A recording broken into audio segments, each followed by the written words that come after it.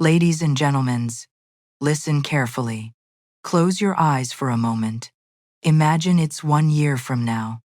You're looking back at today, at this exact moment, and you're smiling, not because you worked yourself to the bone, but because you finally stopped. You stopped striving, you stopped forcing, and in that stillness, something shifted. Money began to flow. Not because you chased it, but because you became the kind of person it flows to. You didn't change your actions, you changed your assumption, and the world had no choice but to conform. That future is not a fantasy. It's a memory waiting to happen. And it begins the moment you understand what I'm about to tell you. You're watching this because you're tired. Tired of the grind that promises wealth but delivers exhaustion. Tired of the affirmations that feel hollow. Tired of watching others prosper while you work twice as hard for half as much. And beneath that exhaustion is a question you're afraid to ask. What if I'm doing it all wrong? You are, but not because you're broken, lazy, or unworthy. You're doing it wrong because you've been taught to approach money from the outside in, through action, through force, through endless doing. And every spiritual teacher, every success guru, every well-meaning voice has told you the same lie, that you must become worthy of wealth, that you must earn your place at the table of abundance. I'm here to tell you the opposite. You don't attract money, you assume it. And assumption isn't an action, it's a state of being. It's the silent inner knowing that you already are the one who has it before the evidence appears. This is not positive thinking. This is not the law of attraction. This is the law. Consciousness is the only reality, and the outer world is only ever its shadow. What makes this different from everything else you've watched? I'm not going to give you another technique to try. I'm going to dismantle the very foundation of your struggle. I'm going to show you that your exhaustion isn't proof that you're not doing enough. It's proof that you're doing too much from the wrong state. The myth you've been sold is that wealth requires action. The truth is that wealth requires identity. When you stop acting like someone who needs money and start being someone who has it, the doing takes care of itself. Not from effort, but from alignment. This video will give you 3 things. Emotional relief. You'll finally understand why nothing has worked, and you'll stop blaming yourself. A radical reframe. You'll see that doing nothing isn't laziness. It's the highest form of faith in your own creative power, and a practical pathway. You'll learn how to enter the state of wealth in your imagination and let the outer world catch up. You don't need another strategy. You need a new identity, and that identity is already yours. You've just been too busy to claim it. Now, let me tell you a story. I once knew a man, perhaps you know him too, for he lives in all of us, who spent his entire life rowing a boat across a vast ocean. Every day, from sunrise to sunset, he rowed. His hands bled, his back bent, his eyes grew dim from staring at the horizon, waiting for the shore to appear. And it never did. One day, exhausted beyond measure, he stopped, not because he had reached the shore, but because he could not row another stroke. And in that moment of surrender, he looked down and realized something astonishing. There was no water beneath the boat. There never had been. He had been rowing through air, through his own imagination, through the illusion that effort was the path to arrival. The shore wasn't somewhere ahead. It was beneath him all along. He had already arrived. He just hadn't noticed, because he was too busy rowing. This is what you're doing with money. You're rowing toward it, chasing it, trying to reach it, when in truth, wealth isn't a destination. It's a realization. It's the sudden quiet knowing that you've already been standing on. The shore and the struggle was only ever in your mind. The man didn't need to row harder. He needed to stop and see where he was. So do you. And I know what you're thinking. You're thinking, but Florence, I have bills, I have rent due, I have mouths to feed. How can I stop when the world demands that I keep going? And I'm telling you, the world demands nothing. The world only reflects. It reflects your state of consciousness back to you with perfect accuracy. If you are conscious of being someone who must struggle, who must row endlessly, who must fight for every dollar, then that's what you'll experience. Not because the world is cruel, but because the world is a mirror. And right now you're showing it a reflection of lack, of effort, of exhaustion, and so it gives you more of the same. But what if you stopped rowing? What if just for a moment you allowed yourself to rest in the assumption that you've already arrived, not in the future, not when your bank account changes, but now, in your imagination, which is the only place anything is ever truly real? What if you closed your eyes right now and saw yourself as someone who has wealth? Not someone who's trying to get it, not someone who's hoping for it, but someone who has it. Who is it? Who lives from that place of inner abundance, regardless of what the outer world shows you. What do you think would happen? I'll tell you what would happen. The outer world would have no choice but to conform, because consciousness always externalizes itself, always without exception. This is not a theory, this is law, and you can test it. You must test it because I'm not asking you to believe me. I'm asking you to prove me wrong. And you can't, because the principle is absolute. Let me give you another story. Imagine you receive a letter in the mail. The envelope is sealed, and on the front, in elegant script, it says, "Inheritance, $10 million." But you don't open it. You hold it in your hands. You carry it with you. You even sleep with it under your pillow, but you don't open it. Instead, you spend your days begging for money, working 3 jobs, cutting coupons, worrying about bills. Someone asks you, "Why don't you open the letter?" And you say, "Because I don't feel worthy yet, because I haven't earned it, because I'm not ready." This is what you're doing with your own consciousness. The wealth is already yours. It's been sealed inside your imagination, waiting for you to claim it. But instead of opening the letter, instead of assuming ownership, you beg the world to give you what you already have.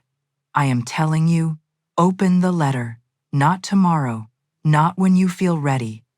Now in your imagination, which is the only place anything is ever born, open the letter, see your name on the check, feel the texture of the paper, let the knowing settle into your bones. This is mine. It has always been mine. And when you do, when you finally assume ownership instead of begging for permission, the outer world will have no choice but to deliver the physical equivalent, because consciousness always externalizes itself. Always. I need you to understand this deeply. Not intellectually, but in your gut, in your heart, in the very core of your being. You are not waiting for wealth to come to you. Wealth is waiting for you to claim it. It's sitting there in your own imagination, sealed and ready. And the only thing standing between you and its manifestation in the physical world is your refusal to open the letter. Your refusal to assume that it's already yours. And why do you refuse? Because you've been conditioned to believe that you must earn it first, that you must prove yourself worthy, that you must do something, achieve something, become something before you're allowed to have it. But that's backwards. That's the illusion. The truth is, you must first be it in consciousness before you can have it in experience. You must first assume the state of wealth before wealth can appear in your world. This is the law, and it cannot be broken. You cannot experience what you are not first conscious of being. It's impossible. So when you say, "I'll assume wealth when I have wealth," you're trapping yourself in an endless loop, because you'll never have it until you first assume it. And you'll never assume it if you're waiting for the evidence first. Let me tell you one of my own dreams. For dreams are the secret language of God speaking through you. I once dreamed I stood before a massive vault, the kind you see in banks with walls of steel and a door that seemed impossible to open. I believed my wealth was locked inside, and I spent the dream searching for the key, trying combinations, pleading with invisible gatekeepers to let me in. And then, in the way dreams shift, I was suddenly inside the vault, but it was empty, completely empty. I woke in a panic, thinking it meant I would never have wealth. But as I sat with the dream, the truth revealed itself. The vault was never holding my wealth. The vault was my own consciousness. And I had been treating it as if it were locked, as if I needed permission, as if something outside me controlled access to my own creative power. The dream wasn't showing me lack. It was showing me the illusion of separation. Your wealth isn't locked away. It isn't being withheld. It's in you, as you waiting for you to stop looking outside and start claiming what's within. Do you see the pattern in these stories? The man rowing through air, the sealed letter, the empty vault, they all point to the same truth. The thing you're seeking is not outside you. It's not in the future.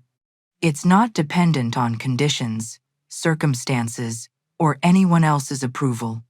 It's in you. It's always been in you.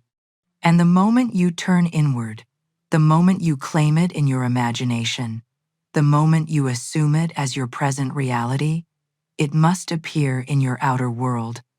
Not because you did something, but because you became something. You became the one who has it. And consciousness, being God, must externalize what you are conscious of being. So if wealth is already mine, if the shore is already beneath me, if the letter is already written, why don't I feel it?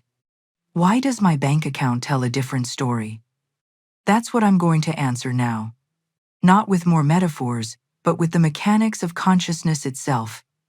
Let me say it plainly. There is no outer world, not in the way you think. What you call reality, your bank account, your job, your circumstances, is not reality. It's the shadow of reality. The real reality is your consciousness, your I am, the silent awareness in which all things appear. And here's the principle you must understand. Consciousness externalizes itself. Whatever you are conscious of being, the world must reflect. Not because the world has power, it has none, but because the world is only ever a mirror. So when you look at your empty bank account and say, I don't have money, you're not describing reality. You're creating it. You're instructing consciousness to continue producing lack, and consciousness being God must obey. The question isn't how do I get money? The question is what am I conscious of being? If you're conscious of being someone who lacks money, who struggles, who waits for things to change, that's what you'll experience. Not because you're being punished, but because consciousness is law. But if you become conscious of being wealthy, not in the future, but now in your imagination, then wealth must appear in your outer world. It has no choice. This isn't magic, it's mechanics. It's the way consciousness operates. And once you understand this, once you really get it, you'll never look at your circumstances the same way again. You'll stop seeing your bank account as the cause of your state and start seeing it as the effect. You'll stop blaming the economy, your job, your upbringing, your luck, because you'll realize that all of those things are just reflections of what you've been, conscious of being. And the moment you change what you're conscious of being, they must change. They have no choice. The mirror doesn't decide what to reflect. It simply reflects, and your outer world is no different. It's a perfect, faithful mirror of your inner state. So, if you don't like what you see in the mirror, You don't try to change the mirror. You change what's standing in front of it. You change your consciousness. You change your I am. Now you might say, but I've tried this. I've imagined wealth and nothing changed. I still had to go to work, pay bills, struggle. Yes, because you imagined wealth for 5 minutes, and then spent the other 23 hours and 55 minutes acting like someone who doesn't have it.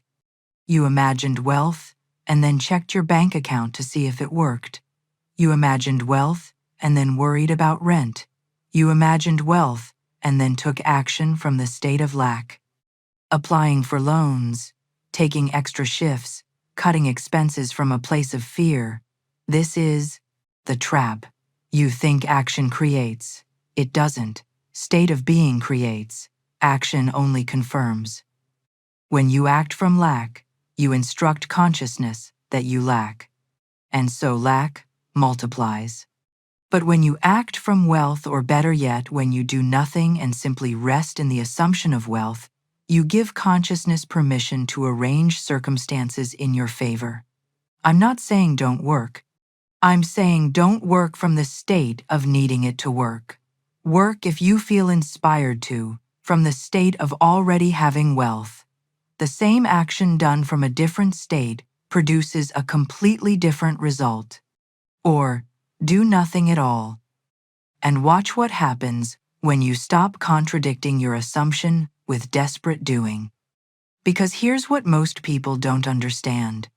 Every time you take action from fear, from lack, from the belief that you must force something to happen, you're actually pushing your desire away. You're telling consciousness, I don't have it, I need to get it. And so, consciousness responds by keeping you in the state of not having it, of needing to get it. It's a vicious cycle, and the only way to break it is to stop acting from that state. To stop doing from desperation, to stop trying to make something happen. And I know how terrifying that sounds because you've been taught your entire life that if you don't do something, nothing will happen. That if you stop pushing, everything will fall apart. But that's the lie.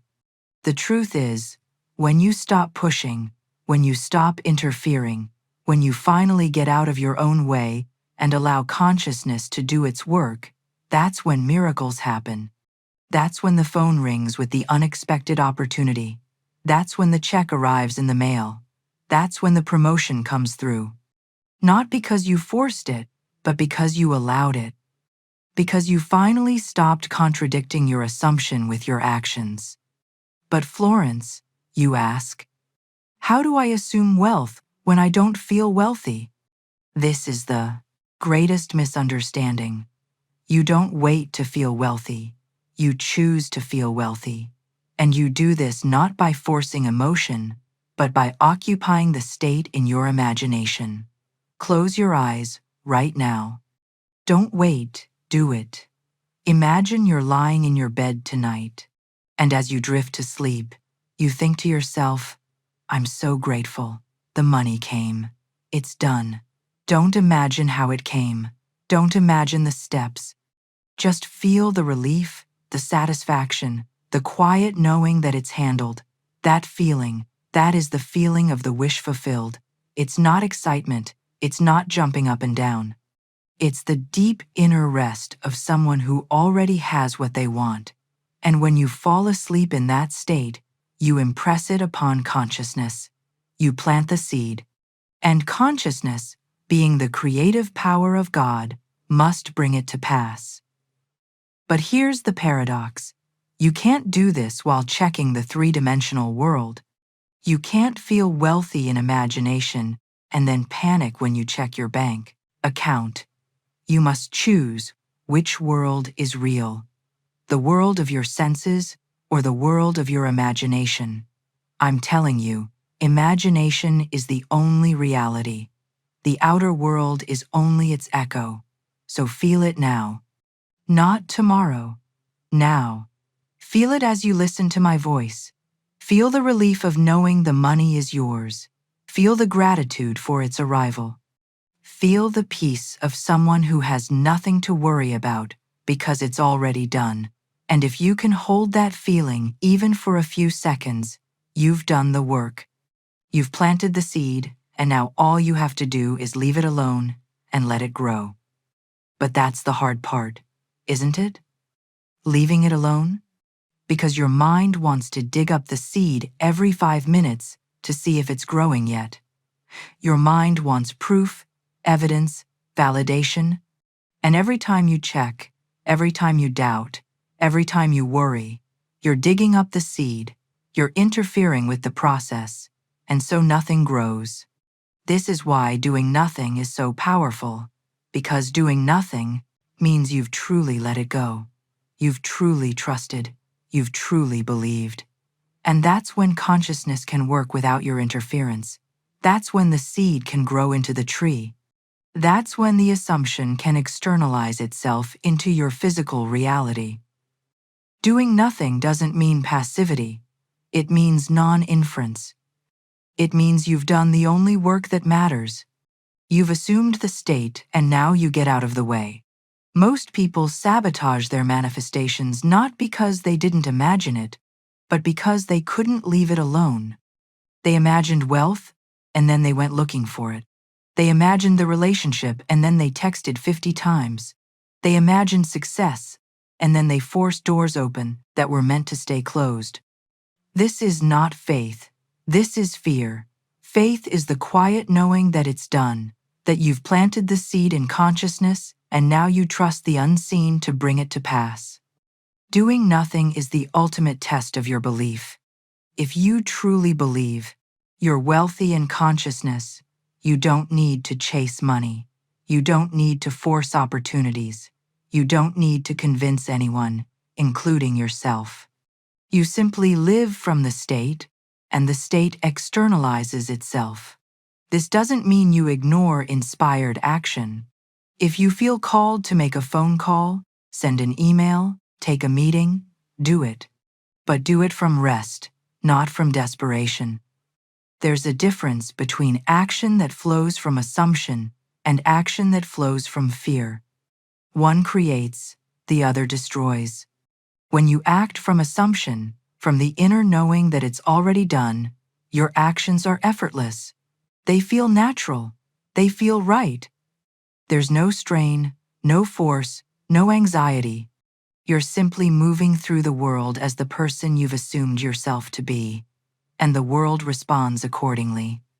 But when you act from fear, from the belief that if you don't do this thing right now, everything will fall apart, your actions are frantic, they're desperate, they're exhausting, and they push away the very thing you're trying to create. So, how do you know which state you're acting from? Simple. Check in with yourself.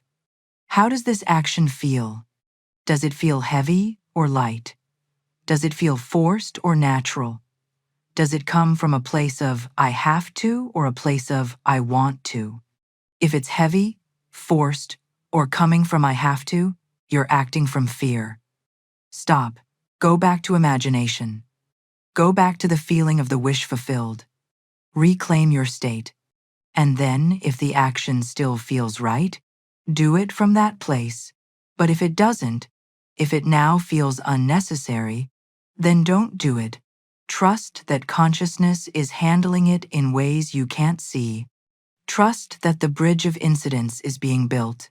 Trust that the universe, which is simply your own wonderful human imagination pushed out, is conspiring in your favor. Now, I know what you're thinking. You're thinking, this sounds beautiful, Florence, but my rent is due. My account is overdrawn. I have real problems that require real action. I hear you, and I'm not dismissing your circumstances, but I am asking you to see them for what they are, the outpouring of yesterday's consciousness. Your circumstances are not the cause of your state. They are the effect. So when you say, I can't assume wealth because I'm broke, you've got it backwards. You're broke because you've been assuming poverty. And the moment you reverse the assumption, the moment you become conscious of being wealthy, regardless of what your senses show you, the circumstances must change. But here's the paradox. You can't change your assumption in order to change your circumstances. That's still operating from the state of lack. You must change your assumption because it's the truth. Because in the realm of imagination, which is the only realm that matters, you are wealthy. And once you accept that truth, once you live in that inner reality with the same conviction you currently give to your circumstances, the outer world will shift. Not because you forced it, because you allowed it. This is the great reversal. Stop trying to change the world, change your consciousness, and the world will have no choice but to follow. But how? How do I change my consciousness when everything around me is screaming lack? You do it one moment at a time. You do it one thought at a time. You do it by catching yourself every time you slip into the old state and gently, without judgment, redirecting yourself to the new state. You do it by practicing, by rehearsing, by living in your imagination as if the thing is already done. And slowly over time, the new state becomes your natural state. The new assumption becomes your default. And when that happens, when you're no longer fighting to maintain it, when it's just who you are, that's when the magic happens. That's when the outer world catches up. Let me give you a practical example. Let's say you're worried about a bill that's due next week. Your current state is, I don't have the money. I don't know how I'm going to pay this. This is a state of lack. And as long as you remain in that state, you'll continue to experience lack. But what if right now you closed your eyes and imagined the bill paid? What if you saw yourself holding the receipt, feeling the relief, thinking to yourself, thank God that's taken care of? What if you spent just 60 seconds in that state? Just 60 seconds living in the end, result in the wish fulfilled. What do you think would happen? I'll tell you what would happen. You would impress that state upon your consciousness.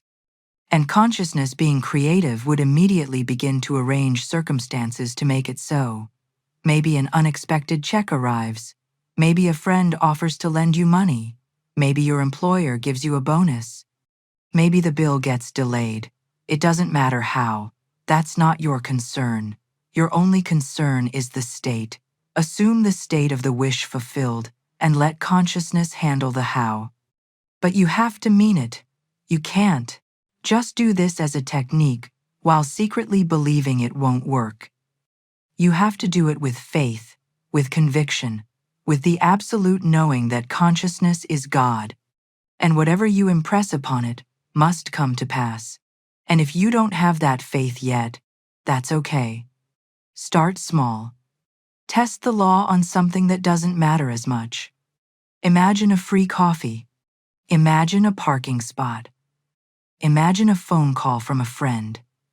And when it happens, and it will, let that build your faith. Let that show you that this is real, that this works. And then apply it to bigger things, to money, to relationships, to health, to whatever you desire, because the law doesn't care what you apply it to. It works the same for a coffee as it does for $1 million.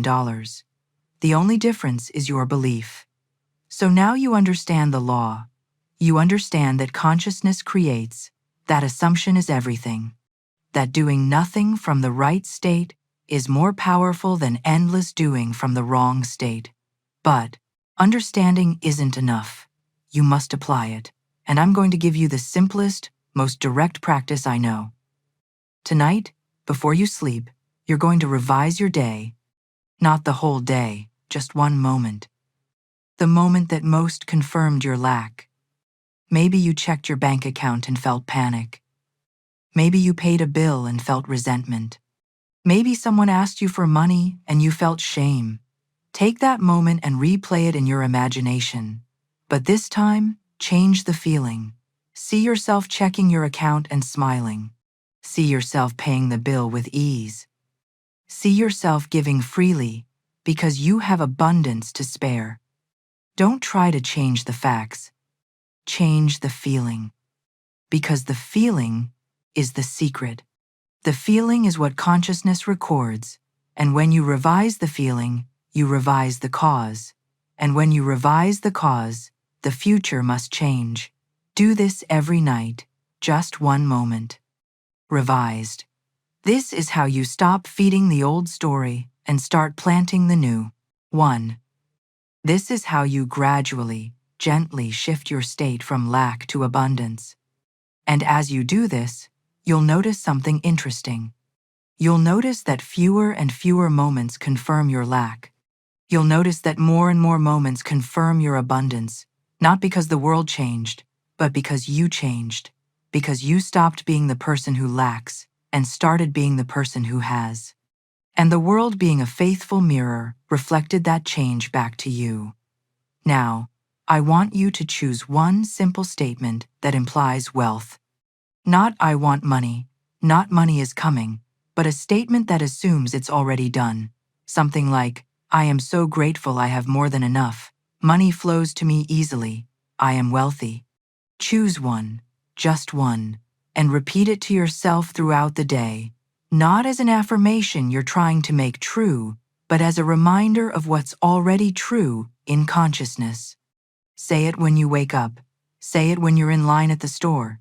Say it before you sleep. Let it become the background hum of your mind, because what you persist in believing you must experience. This is law. This is not something you try. This is something you live. You become it. You embody it. You make it so natural, so habitual, that you don't even have to think about it anymore. It's just who you are. And here's another practice.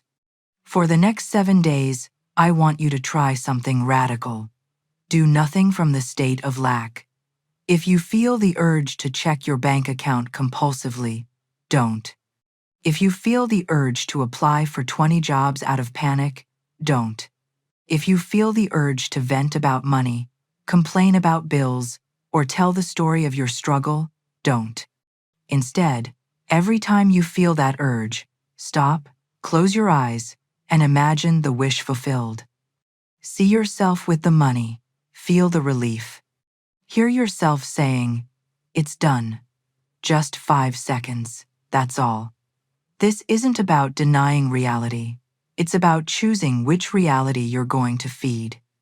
And I promise you, if you can do this, if you can stop acting from lack and start resting in assumption, your world will change. Not because you did more, because you did less, because you finally stopped contradicting your desire with your actions. Finally, I want you to ask yourself one question throughout the day. What would I do if I already had the money? Not in a reckless way, but in a way that reveals your state. Would you worry less? Then stop worrying now. Would you be more generous? Then be generous now. Even if it's just a kind word, would you carry yourself differently? Then carry yourself that way now. Living from the end doesn't mean pretending. It means embodying the state that already has the desired result. And the more you live from the end, the more the end externalizes itself, because you're not waiting for the world to change so you can feel wealthy. You're feeling wealthy so the world can change. That's the order. That's the sequence. Inner first, then outer. Always. And I need to tell you something important. This journey isn't about perfection. You're going to slip.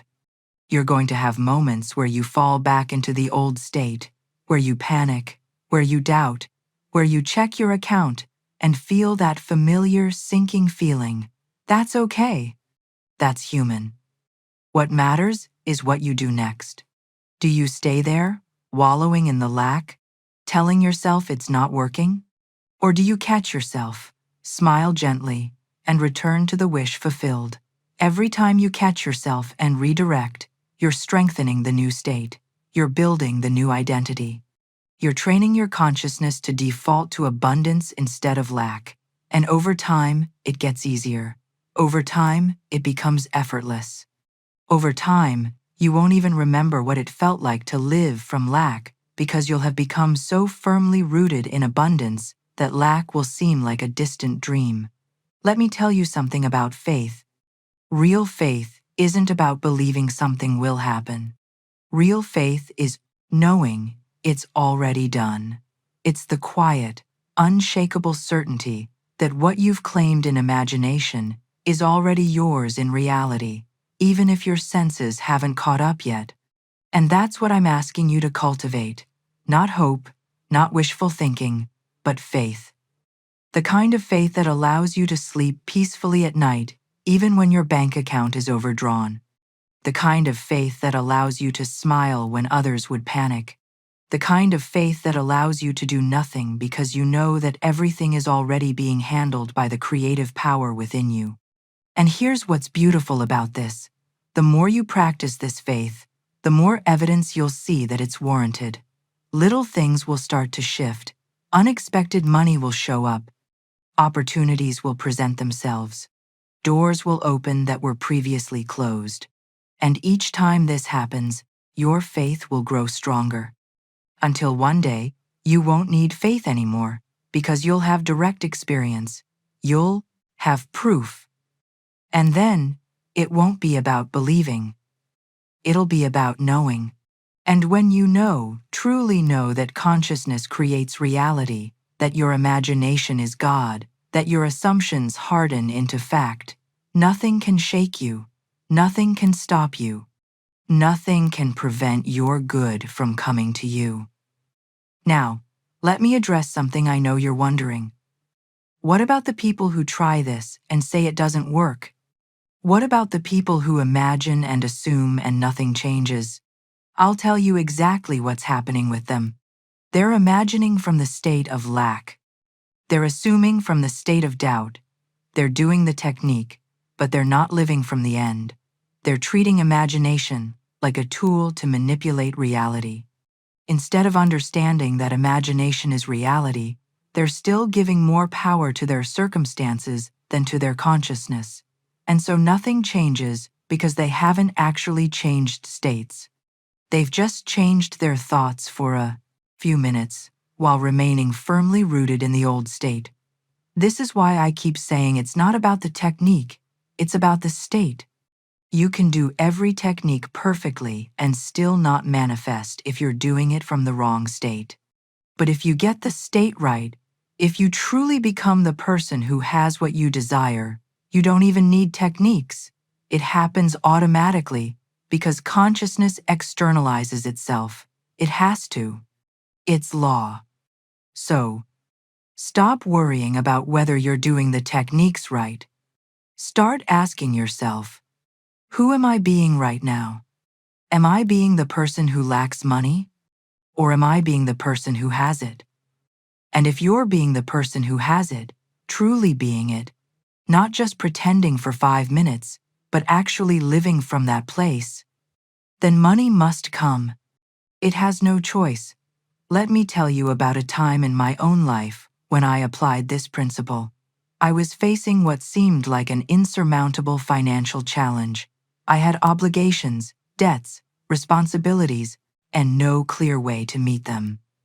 And for a moment, I felt the old fear creeping in. The old belief that I would have to struggle, fight, claw my way out of this situation. But then I remembered. That consciousness is the only reality. I remembered that the outer world is only a shadow. I remembered that I am the operant power, and so I stopped. I closed my eyes, and I went into my imagination. I didn't imagine how the money would come. I didn't try to figure out a plan. I simply imagined the feeling of relief, the feeling of knowing it was handled, the feeling of being someone who has more than enough. And I lived in that feeling. I returned to it again and again throughout the day. Every time fear tried to creep in, I redirected myself to that feeling. And then, I did nothing. I didn't scramble. I didn't panic. I didn't take desperate action. I simply went about my day with the quiet confidence that it was already done. And do you know what happened? Within days, the money came. Not from where I expected, not from where I would have looked, but it came through a series of events that I could never have orchestrated, never have predicted, never have forced. The exact amount I needed appeared. And I realized this is how it always works. When you get out of the way, when you stop trying to be the one who makes it happen, when you simply assume the state and let consciousness do its work, that's when miracles occur. And this can be your story, too. Not because I'm special, not because I have some power you don't have, but because I understand the law, and now you understand it, too. You have the same consciousness I have, the same creative power, the same access to infinite abundance. The only difference between us is that I've learned to trust it, to live from it, to be it. And now you can too. You don't need my permission. You don't need anyone's permission. You just need to claim what's already yours in consciousness right now. Not tomorrow, not when. Conditions are right now. And I want you to understand something crucial. This isn't about being selfish. This isn't about hoarding wealth while others suffer. Because when you truly understand that consciousness is the only reality, you realize that everyone is you pushed out. Every person you see is a reflection of your consciousness. So when you become wealthy in consciousness, you're not taking from others, you're actually lifting the collective consciousness. You're showing others what's possible. You're being a living example of the law in action, and that's the greatest gift you can give.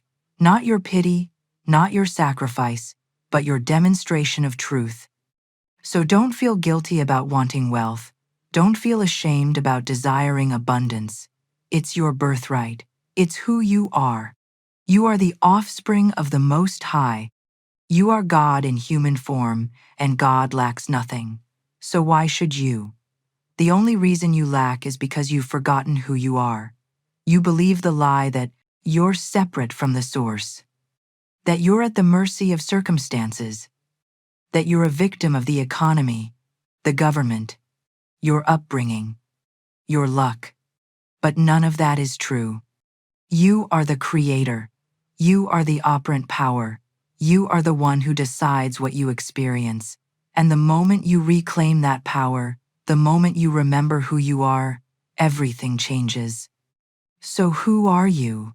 I mean, really strip away all the labels, all the identities, all the stories you've been told about yourself. Who are you at the core? You are I am. You are consciousness. You are God. And as God, you have the power to create whatever you desire. Not through effort, not through struggle, but through assumption, through the simple act of claiming in consciousness what you desire to experience in the world. This is not arrogance. This is truth. This is the secret that has been hidden in plain sight for thousands of years. This is what the mystics knew, what the prophets taught, what the scriptures reveal when you read them with eyes to see. The Bible isn't a history book. It's a psychological drama. It's a map of consciousness. And when you understand that, when you see that every character, every story, every parable is really about you and your relationship with your own creative power, everything changes. You stop looking outside for a savior and realize you are the savior. You stop waiting for God to do something and realize you are God doing it. You stop praying to a distant deity and start speaking to your own consciousness, which is the only God there is. And when you do that, when you truly step into that power, that's when life becomes what it was always meant to be. Not a struggle, not a test, not a punishment, but a creative adventure, a joyful exploration of what you can imagine and bring into being. And money is just one small part of that. Once you understand the principle, you can apply it to anything. Health, relationships, success, peace, joy, whatever you desire, it's already yours in consciousness. And all you have to do is claim it, assume it, be it, and watch as the outer world rearranges itself to match your inner state. So, let me ask you, are you ready? Are you ready to stop rowing across imaginary oceans? Are you ready to open the sealed letter? Are you ready to step into the vault and realize it was never locked? Are you ready to claim your wealth, not in the future, but now in consciousness where it actually exists? Because if you are, if you're truly ready, then everything I've told you today will make sense, not just intellectually, but viscerally. You'll feel it in your bones. You'll know it in your heart, and you'll never be the same. But if you're not ready, if you're still clinging to the old beliefs, the old identities, the old way of doing things, that's okay too. You'll get there when you're meant to. The truth will still be here waiting for you, because truth doesn't go anywhere. It's eternal. It's unchanging. It's always available to anyone who's willing to see it. So, take your time. But know this: every moment you spend believing you lack is a moment you're creating more lack. Every moment you spend worrying about money is a moment you're pushing money away. Every moment you spend acting from fear is a moment you're confirming that you have something to fear. But also know this: every moment you spend assuming wealth is a moment you're creating wealth. Every moment you spend resting in abundance is a moment you're attracting abundance. Every moment you spend being the person who has what you desire is a moment you're becoming that person in your external reality. So choose wisely. Choose consciously, because you are always choosing. Even doing nothing is a choice. Even staying in the old state is a choice. So if you're going to choose, if you're going to create, why not create what you actually want? Why not assume the best? Why not live from the end? I'm going to tell you something that might surprise you. The reason most people don't do this isn't because they don't believe it will work. It's because they're afraid it will. Because if this works, if they really can create their reality through consciousness, then they have to take responsibility. They can't blame anyone anymore. They can't be the victim anymore. They have to own their power. And that's terrifying, because with power comes responsibility. With creation comes accountability. If you're creating your reality, then everything in your life is your creation: the good and the bad, the wealth and the lack, the joy and the suffering, all of it. And that's a hard pill to swallow. But it's also the most liberating truth you'll ever discover. Because if you created it, you can uncreate it. If you manifested lack, you can manifest abundance. If you assume poverty, you can assume wealth. You're not stuck, you're not trapped, you're not at the mercy of anything or anyone. You're free. Absolutely, completely, eternally free. Free to create whatever you desire, free to be whoever you choose, free to live from any state you wish. And that freedom, that power, that creative authority, that's what I'm offering you today, not as a gift from me, but as a reminder of what's already yours. You came to this video exhausted, searching, maybe even desperate. And I've told you something that might sound too simple to be true: do nothing and watch money flow. But now you understand. It's not about doing nothing out of laziness or defeat. It's about doing nothing from the wrong state, the state of lack, of fear, of trying to force the world to give you what you already are. You are wealthy, not in the future, not when conditions change, now in consciousness, which is the only place anything is ever real. And the moment you accept this, the moment you stop rowing across imaginary oceans, the moment you open the sealed letter, the moment you realize the vault was never locked, everything changes. Not because the world became generous, because you became who you always were: the operant power, the creator, the I am. So here's what I want you to remember, not as words, but as truth. You're not broken. You've just been misled. You were told wealth comes from outside. It doesn't. It comes from within. and you've had it all along. You've just been too busy looking elsewhere to notice, too busy doing to simply be, too busy chasing to realize you've already arrived. But now you know, and knowing changes everything. Not because knowledge is power, but because knowledge, when applied, when lived, when embodied, becomes experience, and experience becomes reality. So what are you going to do with this knowledge? Are you going to file it away as interesting information and continue living from the old state? Or are you going to test it? Are you going to prove it? Are you going to live it? Because, I'm telling you, if you do, if you really commit to this, if you make the decision right now that you're going to assume wealth, regardless of what your senses show you, your life will never be the same. Money will flow, not because you chased it, but because you became the kind of person it flows to. And that person is who you've always been. You've just forgotten, but now you remember. And remembering is everything. If this resonates with you, if you felt something shift as you listened, leave a comment below. Tell me what moment landed. Tell me what you're going to revise tonight. Tell me the assumption you're choosing to live from, because I want to know. I want to witness your transformation. I want to see you step into your power. And if you want more of this, more truth, more depth, more of the law spoken plainly, subscribe. Not because I need you to, but because you deserve to remember who you are. You deserve to live from your creative power. You deserve to experience the abundance that's already yours. You are not a beggar in the kingdom. You are the king. You are not a victim of circumstances. You are the creator of circumstances. You are not waiting for wealth to come to you. You are wealth expressed in human form.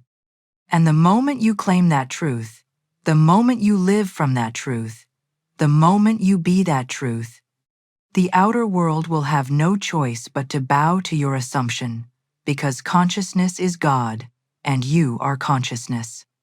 And whatever you assume, whatever you claim, whatever you be, must externalize itself into your experience. This is law. This is truth. This is the secret that changes everything. Now go and claim your throne. Not through force, not through struggle, not through endless doing, but through the simple, quiet, powerful act of assumption. Assume you're wealthy. Feel it, live it, be it, and watch as the world rearranges itself to match your inner state. Because it will, it must, it has no choice. You are the operant power, and your assumption is law. So make it a good one. Make it one of abundance, of ease, of overflow. And then do nothing and watch money flow, not as a miracle, but as a natural consequence of who you've become. But let me go deeper with you now, because there's more you need to understand, more layers to this truth that will set you free in ways you haven't yet imagined. I want to talk to you about time, about how your relationship with time is keeping you locked in lack. You see, most people live in linear time. They believe that cause must come before effect, that they must do something first and then the result will follow. But consciousness doesn't work that way. In consciousness, the end already exists, the wish is already fulfilled, and all you're doing when you imagine is selecting which end you're going to experience. Think about it this way. Right now, in this infinite field of possibilities that we call consciousness, every version of you exists. There's a version of you who's wealthy beyond measure. There's a version of you who's struggling to pay rent. There's a version of you who's exactly where you are right now. And none of these versions are more real than the others. They're all equally real in consciousness. The only question is, which one are you going to claim? Which one are you going to occupy? Which one are you going to be? And here's what most people don't understand. When you imagine the wish fulfilled, You're not creating something new. You're not manifesting something that doesn't exist. You're simply selecting the version of reality where you already have what you desire. You're tuning into that frequency. You're stepping into that parallel existence. And the moment you do, the moment you truly occupy that state, your outer world must rearrange itself to match it. Not over time, not gradually, instantly, because in consciousness, it's already done. The only delay is in the externalization, in the time it takes for the physical world to catch up to your inner state. But even that delay is determined by you, by how firmly you hold the state, by how completely you abandon the old state, by how much you interfere with your own manifestation through doubt, fear, and contradictory action. If you can hold the state without wavering, if you can maintain your assumption in the face of contradictory evidence, if you can truly live from the end without checking to see if it's working, the manifestation comes quickly, sometimes instantly. But if you waver, if you doubt, if you keep returning to the old state, you extend the delay. You keep yourself in the state of wanting rather than the state of having. So this is why I keep telling you to do nothing, because every action you take from the old state is a return to the old state. Every time you check your bank account in fear, you're occupying the state of lack. Every time you worry about how the money will come, you're occupying the state of not having it. Every time you tell someone about your financial struggles, you're occupying the state of struggle. And each time you occupy that state, you're delaying the manifestation. You're extending the time between the imaginal act and the physical fact. But when you do nothing, when you simply rest in the assumption that it's already done, you're not giving consciousness any contradictory instructions. You're not wavering. You're not doubting. You're simply being the person who has what they desire. And that person doesn't check their account in fear.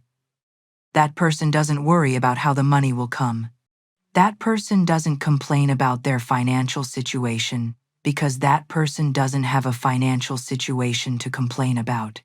They're wealthy and they live from that truth. Now, let me tell you about something I call the Sabbath. Not the religious day of rest, but the psychological state of rest. The state where you cease from your own works and let God, which is your own consciousness, do the work.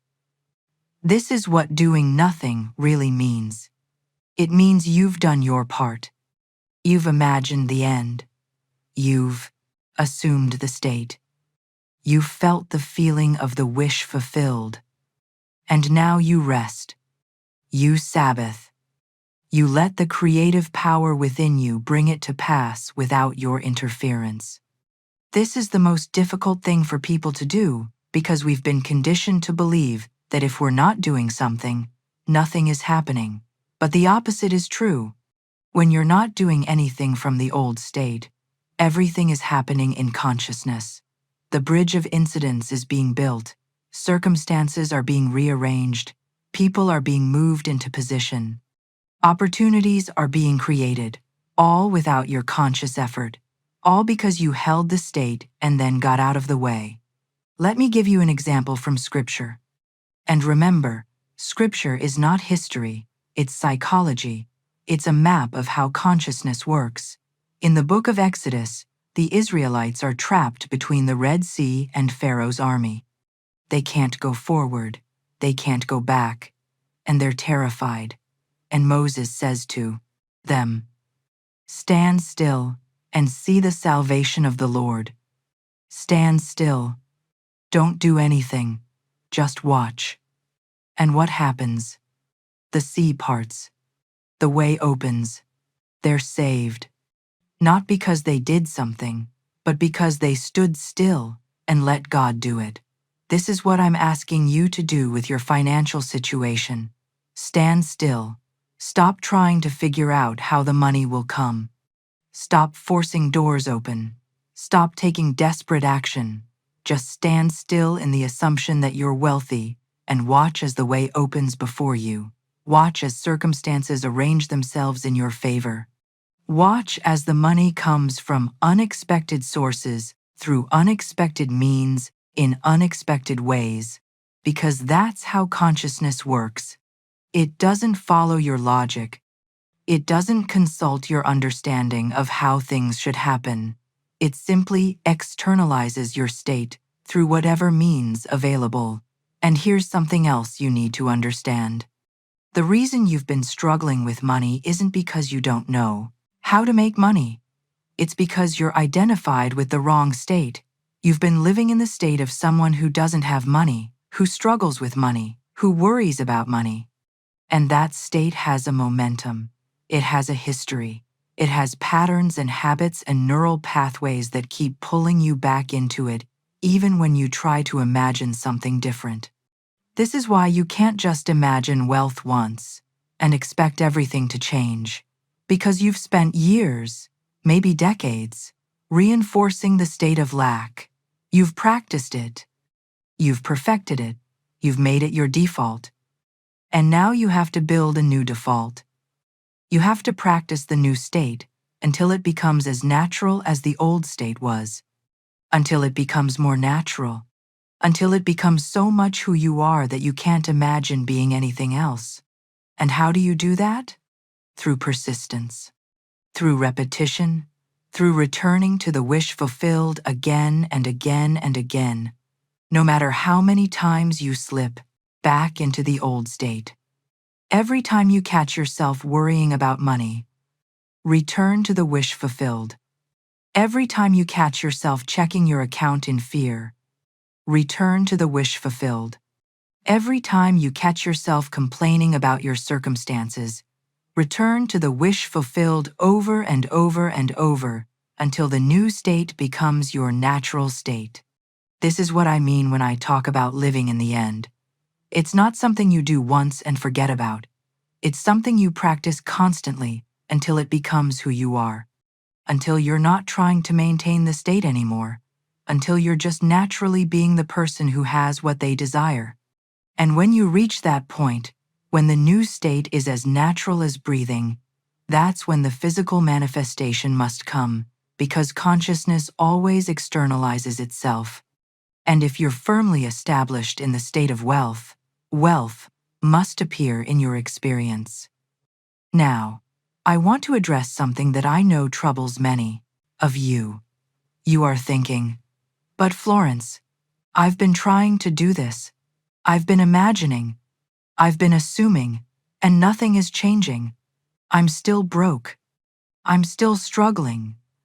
And so you conclude that it doesn't work, that I'm wrong, that this is all just wishful thinking. But I'm telling you, if nothing is changing, it's not because the law doesn't work. It's because you're not applying it correctly. You're imagining from the wrong state. You're assuming from a place of lack. You're trying to use consciousness as a tool to get something, rather than understanding that consciousness is all there is. Let me explain what I mean. When you imagine wealth while feeling poor, you're not really imagining wealth. You're imagining poverty, because the feeling is the secret. The feeling is what consciousness records. It doesn't matter what pictures you make in your mind if the feeling underneath is lack. And I know you think you're feeling wealthy when you imagine, but you're not. You're feeling the longing for wealth. You're feeling the desire for wealth. You're feeling the hope that wealth might come. But none of those feelings are the feeling of wealth itself. The feeling of wealth is satisfaction, it's completion, it's donesse. It's the feeling you have after you've achieved something, not before.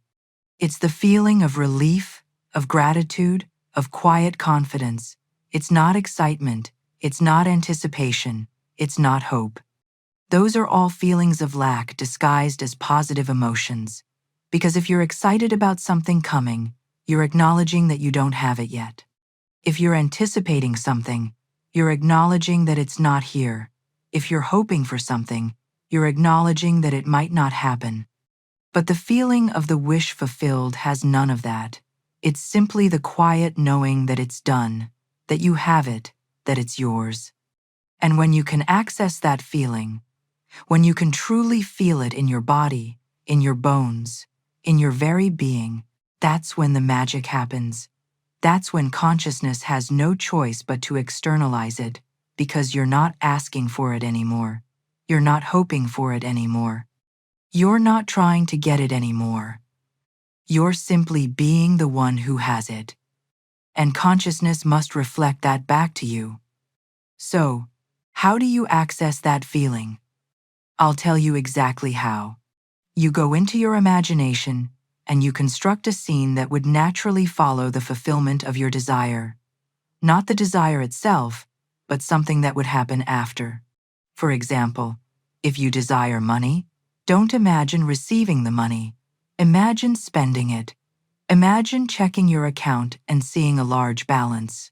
Imagine a friend congratulating you on your success. Imagine yourself thinking, "I'm so glad I don't have to worry about money anymore."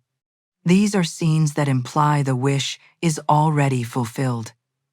And when you live in these scenes, when you make them real in your imagination, you naturally access the feeling of the fast wish fulfilled. And here's the key. You don't imagine these scenes to make them happen.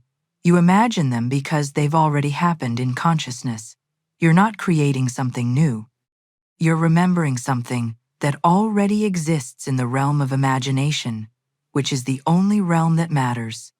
And when you remember it vividly enough, when you make it real enough in your imagination, your outer world has no choice but to conform, because the outer world is nothing but the shadow of the inner world.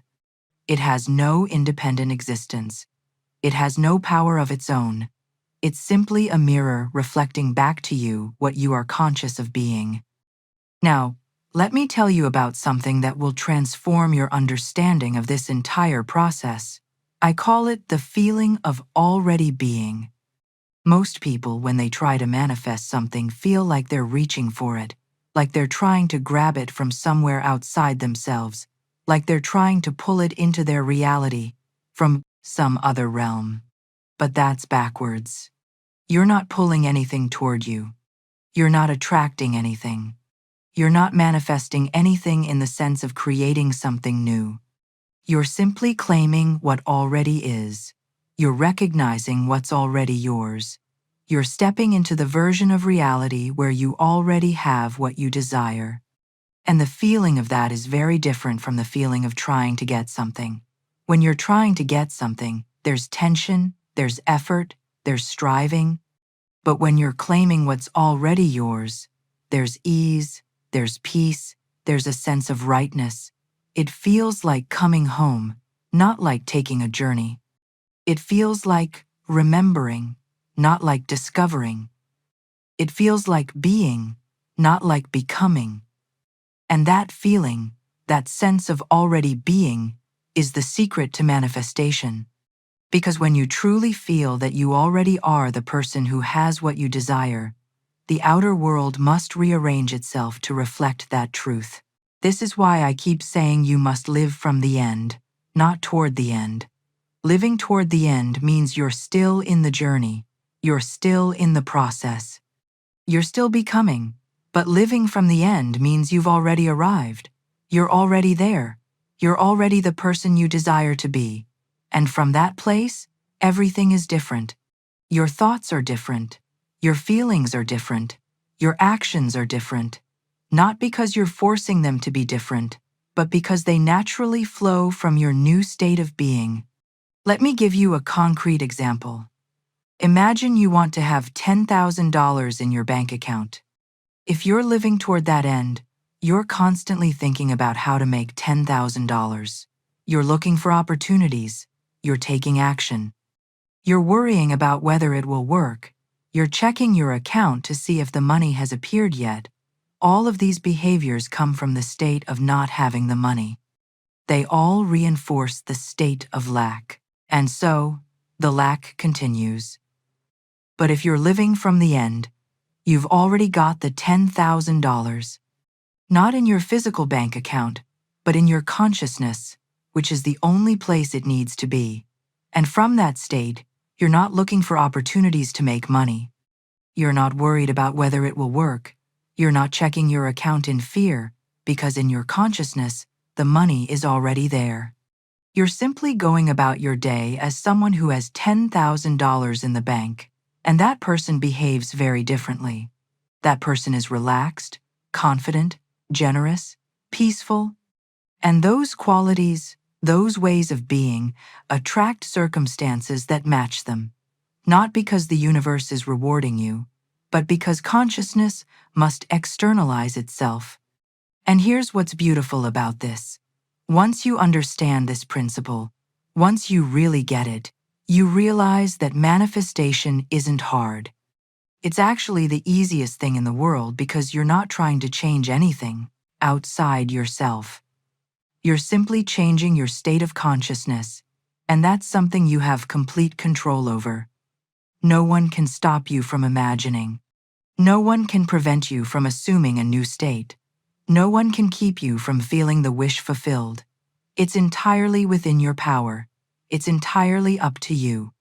The only reason it seems hard is because you've been conditioned to look outside yourself for the solution. You've been taught that you need to do something in the outer world to change your circumstances. But I'm telling you that's backwards. You need to change your inner world, your consciousness, your state of being, and then the outer world will change automatically. Not through your effort, not through your action, but through the natural operation of law. The law that consciousness externalizes itself. The law that what you are within you must experience without.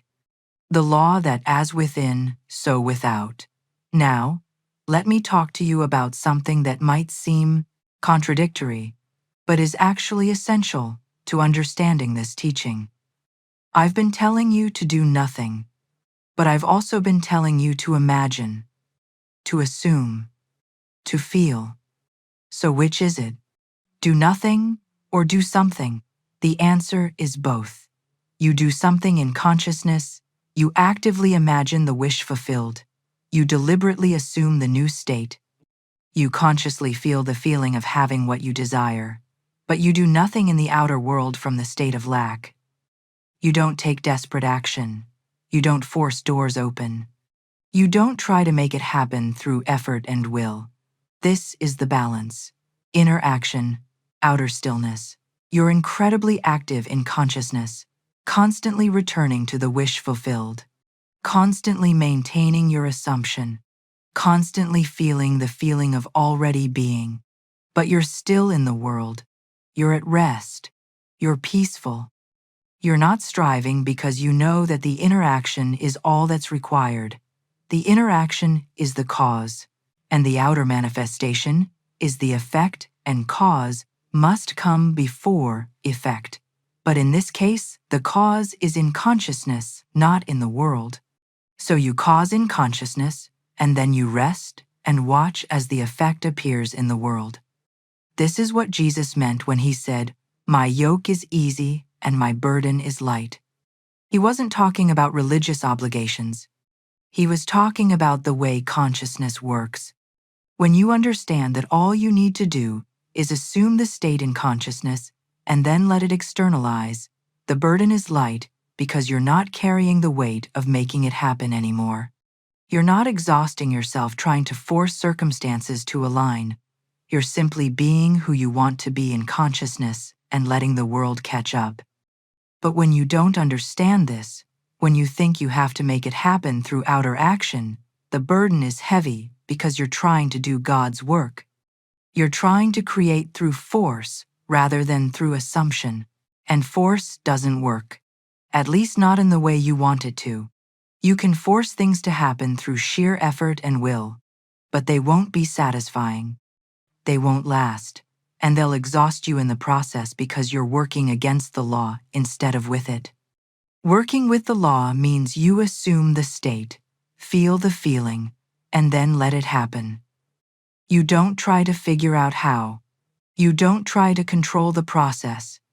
You don't try to manipulate circumstances. You simply hold the state and trust that consciousness will externalize it in the perfect way, at the perfect time, through the perfect means. And it will, every single time without fail, because that's what consciousness does. It externalizes itself. It's not something it sometimes does. It's what it always does. It's its nature. It's its function. It's the only thing it can do. So when you assume wealth, consciousness must externalize wealth. When you assume lack, consciousness must externalize lack. It doesn't judge which is better. It doesn't try to give you what it thinks you should have. It simply gives you what you are conscious of being. This is why you must be so careful about what you assume. Because whatever you assume, you will experience. Not because you're being rewarded or punished, but because that's how the law works. Consciousness doesn't care about your reasons. It doesn't care about your circumstances. It doesn't care about what seems logical or possible. It only cares about what you are conscious of being, and it will move heaven and earth to reflect that back to you in your experience. Let me tell you about another principle that will help you understand this even more deeply. I call it the principle of indifference. Not indifference in the sense of not caring, but indifference in the sense of not being attached to the how. Most people fail to manifest because they're too attached to how the thing will come. They imagine the money, but they also imagine exactly how it has to arrive. It has to come from their job, or it has to come from a particular person, or it has to come through a specific opportunity. And when it doesn't come that way, they think it's not working. They think they've failed. They think the law is a lie. But the law isn't a lie. They just limited the law by insisting on a specific path. Because consciousness doesn't care how it brings you what you desire. It will use whatever means are available, whatever path is easiest, whatever bridge of incidents is most efficient. And oftentimes, the way it comes will surprise you. It will come from a source you never expected, through a person you barely know, via an opportunity you didn't see coming. And if you're too rigid about the how, you'll miss it. You'll reject it because it doesn't match your expectations. And you'll stay stuck in lack, not because the law failed, but because you failed to recognize the answer when it came. So, you must learn to be indifferent to the how. You must learn to let go of your ideas about how the thing should come and simply trust that it will come in the way that serves your highest good. This doesn't mean you become passive. It doesn't mean you ignore opportunities when they arise, but it does mean you stop trying to control the process. You stop insisting that it has to happen your way. You simply assume the end result and let consciousness handle the details. And here's what's interesting. When you do this, when you truly let go of the how and just focus on the what, the manifestation usually comes much faster because you're not blocking it with your limited ideas about how it has to happen. You're not rejecting the opportunities that don't fit your preconceived plan. You're open. You're receptive. You're allowing consciousness to work in ways you couldn't have imagined. And consciousness is infinitely more creative than your conscious mind. It can see paths you can't see. It can arrange circumstances in ways you couldn't arrange them. It can bring you your desire through means that seem like miracles, but are actually just the natural operation of law. Let me tell you a story about a woman I once knew. She desired a sum of money for a specific purpose. She imagined having the money. She felt the feeling of already having it. She did everything right, but she also decided that the money had to come from a particular source. She was convinced it would come from a legal settlement she was waiting on. And so she focused all her attention on that settlement. She checked the mail every day. She called her lawyer weekly. She obsessed over when it would come. And months passed, and the settlement didn't come. And she started to doubt. She started to think the law wasn't working. She started to feel like a failure. But then, out of nowhere, she received a phone call from a distant relative she hadn't spoken to in years. This relative had passed away and had left her a substantial inheritance. It was exactly the amount she had been imagining, down to the dollar. and it came from a source she never would have expected. She hadn't even known this relative had money. She hadn't even thought about them in years. But consciousness knew, consciousness saw the path, and consciousness delivered the money through that path because it was the easiest, most efficient way, and the settlement it eventually came to. But by that point, she didn't need it anymore. She had already received her desire through a different means, and she learned a valuable lesson. Don't limit the law. Don't insist on the how. Just assume the end, and let consciousness surprise you with the means, because it will every single time if you let it. This is what faith really means. Faith isn't blind belief. Faith isn't hoping something will happen. Faith is the complete trust that consciousness will deliver your desire in the perfect way, even if you can't see how. It's the inner knowing that allows you to rest, to stop striving, to do nothing from the old state because you know that everything is being taken care of in ways you can't see. And that faith, that trust, that inner knowing is what allows the manifestation to come quickly and easily, without struggle, without force, without exhaustion. Now, I want to take you even deeper into the mechanics of how this works, because understanding the mechanics will strengthen your faith. It will give you confidence. It will help you persist when your senses are screaming that nothing is changing. So let's talk about the invisible bridge, the bridge of incidence, the path that consciousness creates between your current circumstances and your desired end. This bridge exists in consciousness before it exists in the physical world. It's being built the moment you assume the new state. Every person, every circumstance, every event that needs to be rearranged to bring you your desire is being moved into position right now in the invisible realm of consciousness. You can't see it happening, but it is happening always without fail. And the only thing that can interrupt this process is you. You interrupt it every time you return to the old state.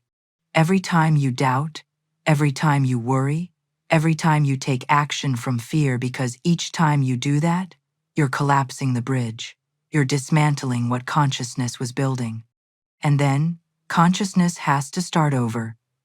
It has to rebuild the bridge based on your new state, which is the old state of lack. And so, you stay stuck. Not because the law doesn't work, but because you keep changing your state. You keep switching between the state of having and the state of not having. And consciousness can only build the bridge from a consistent state. This is why persistence is so important. This is why you must keep returning to the wish fulfilled no matter what your senses tell you. Because every moment you spend in the new state is a moment. Consciousness is building the bridge. And if you persist long enough, if you hold the state firmly enough, the bridge will be completed, and you will walk across it into your desired end. Not through effort, not through force, but through the natural unfolding of events that seem like coincidences, but are actually the precise orchestration of consciousness. Let me give you an example of how this might work. In the case of money, let's say you assume you're wealthy. You feel the feeling of already having abundance. You maintain that state consistently. What happens next in consciousness is that every person who could potentially give you money, every opportunity that could potentially bring you money, every circumstance that could potentially lead to money starts to be rearranged. A friend thinks of you and decides to offer you a business opportunity. A former colleague mentions your name to someone who's hiring. A company you applied to months ago suddenly has a position open. A relative decides to help you out. A check you forgot about finally arrives. These aren't random occurrences. They're the bridge of incidents. They're consciousness, externalizing your assumption through the physical world. But here's what's crucial. These incidents don't all happen at once. They unfold over time. One thing leads to another, which leads to another, which leads to another, And each step of the way, you must maintain your assumption. You must stay in the state of already being wealthy.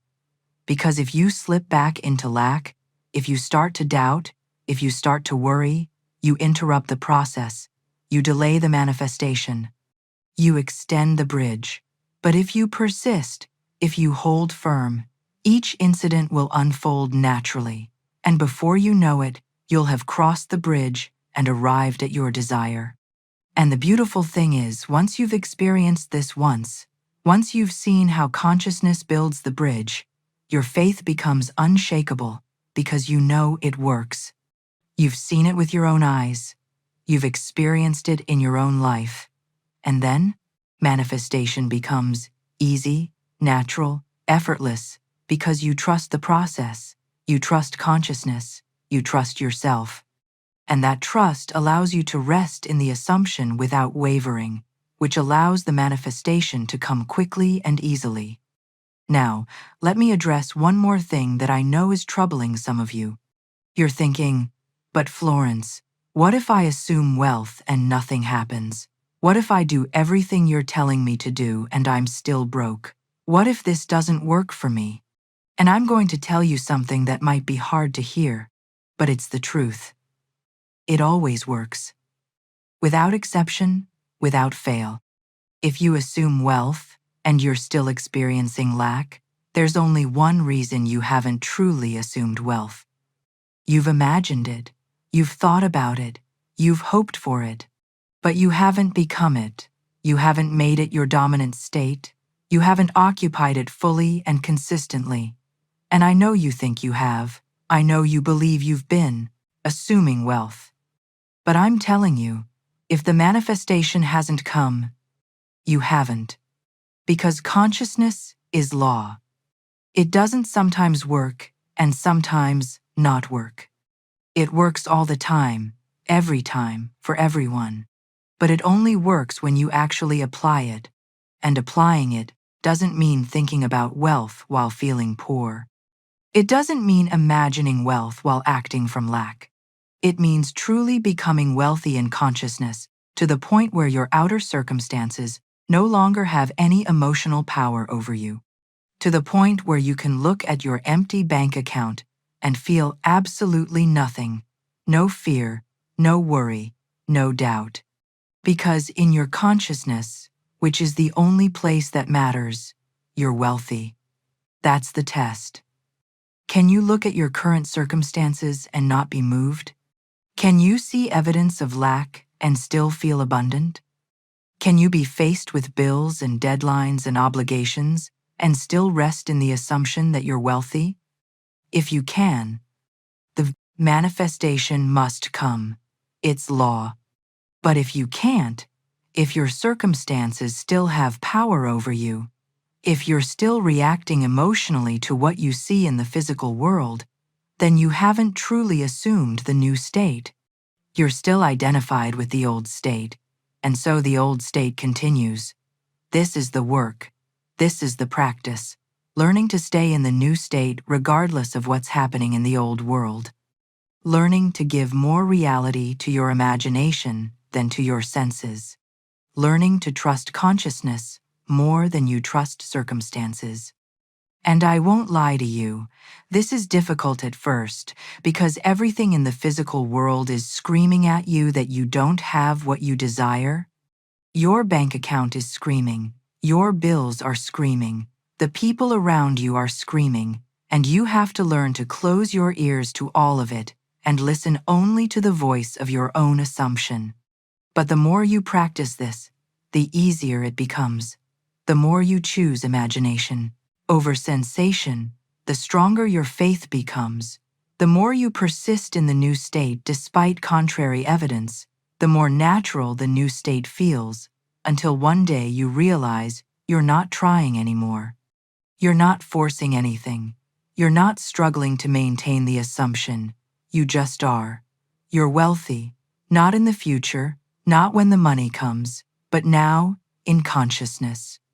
And you know with absolute certainty that the physical manifestation is just a matter of time. And you're okay with that. You're at peace, You're resting because you know it's done. And then, it comes always without fail, because consciousness must externalize itself. It has no choice. It's law. So, if you're still waiting for your manifestation, if you're still struggling financially, ask yourself honestly, what state am I occupying most of the time?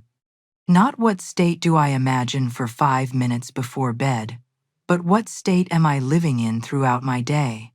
What am I thinking about when I'm not consciously trying to think positive thoughts?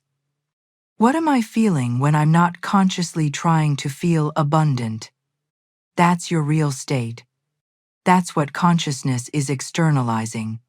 And if you don't like what you see, change your state, not your circumstances, your state. And the circumstances must follow. Let me share one final story with you before we close. There was a time in my life when I understood all of this intellectually. I could teach it, I could explain it, I could quote scripture to support it, but I wasn't living it, not really. I was still looking at my circumstances and letting them determine my state. I was still worried about money, still anxious about the future, still taking desperate action from a place of fear. And then one day, something shifted. I can't even tell you exactly what it was. It was like a light came on, and I suddenly realized I am doing this backwards. I'm letting the outer world dictate my inner state, but it should be the other way around. My inner state should dictate the outer world. And so I made a decision.